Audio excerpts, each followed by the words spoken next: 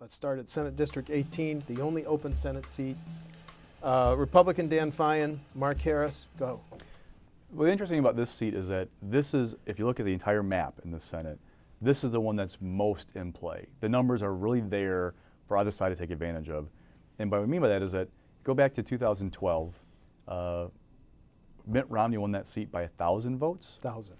Rick Gudex won it by 600 votes. Yep. So you're talking, this is pretty even Steven. Harris is more of a high-profile, better-known candidate because he ran 2 years ago. Dan Feyen, Dan Feyen is the hand-picked candidate of outgoing Senator Gudex, Fond du Lac County Chair, and he's the GOP Congressional District Chair. But Mark Harris has been, do I have it right, Winnebago County Executive, right? The early vibe I've gotten is that, one, Republicans are kind of happy because the name ID and the polling they're getting back, it has them about even. If you think about Harris being more high profile as a county executive, running for Congress, they feel good about that. What's going to happen, I kind of get the feeling, is that Dan has been chair, county activist for a while. Chair, he has commented on a slew of things in that position. They will go through that, use those comments against them. Harris has been county exec. He will talk about how he's kind of held the tax rates down, how he's cut bond, but they'll go after, well, look, you raise taxes. So it'll be that kind of a race. When he talked to Capitol reporter, Senate Majority Leader Fitzgerald, we asked him about 4 races. This is the only one that he didn't say, use the words, I feel good about. Yeah. So he realizes how close it is.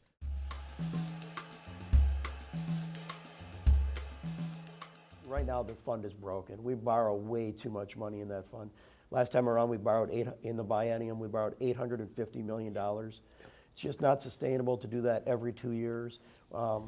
But we can't keep putting projects off. So my solution is let's put all the options on the table and make sure we put the best possible puzzle together. You make the problem worse if you do more projects than you're willing to tax for.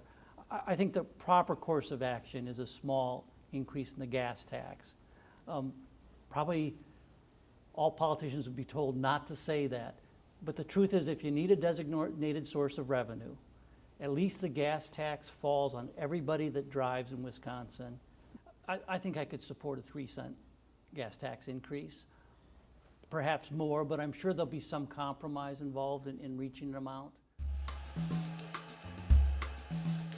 I don't think it's helpful that they're expanding the voucher programs that essentially divert money from the one system that's charged with educating everybody to separate systems. Most school districts always tell you they need more aid.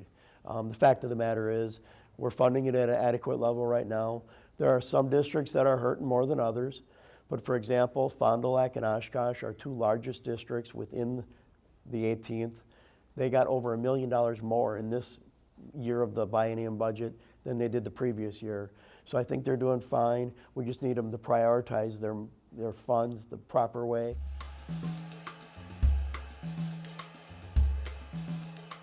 A $9 wage in one community might not have the same buying power as a $9 wage in another.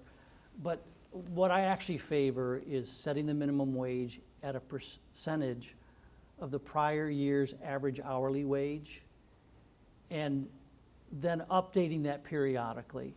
And initially, some people have proposed $12, some have proposed $15.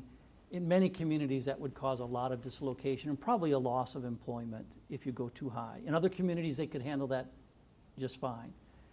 But I think something more like 50% or 60% of the prior year's average wage, I think it would come out closer to $9. That might be a more realistic first step, but the important part is that it gets indexed. The minimum wage should be what the market will bear. I have a daughter that's working at a fast food restaurant. She's making just a little over minimum wage. That's what the market will bear for her right now. They will be, if she didn't do that job, someone will be able to step in and do that job at $7.25 an hour. So why would they pay her more? Plus, it's an entry-level job. It was never meant to be a family-supporting wage. So I think $7.25, if that's where it is right now, that's fine.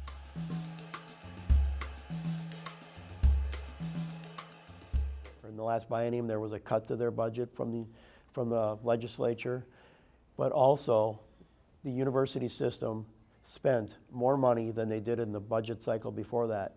So even with that big cut, they still spent more money in the time before, even with the tuition freeze. So I have a son at UW-Madison right now, and I have a daughter at Fond du Lac High School. I think investing in our schools is a priority, but we need to make sure we do it adequately and properly. So I would have to look at why they need the money, but make sure they do it responsibly if they get the money. There's been this long-term pattern with university education that the state used to pick up the largest share of education costs at these institutions. And we've seen that drop from over 50% at most of the campuses down to less than 20%. And that's actually been, that and inflation are the primary drivers of tuition. It's because while the state may have maintained the amount of dollars they were putting in, they've been paying a smaller and smaller share as a percentage of the total cost. And that's shifted the percent that students and their families are having to pay. And that's very much what's driven the increase in tuition. Sponsors for Wisconsinize 2016 campaign coverage: Wisconsin Hospital Association, Wisconsin Counties Association, Wisconsin League of Municipalities, 5 Nines IT Solutions, AT&T Wisconsin,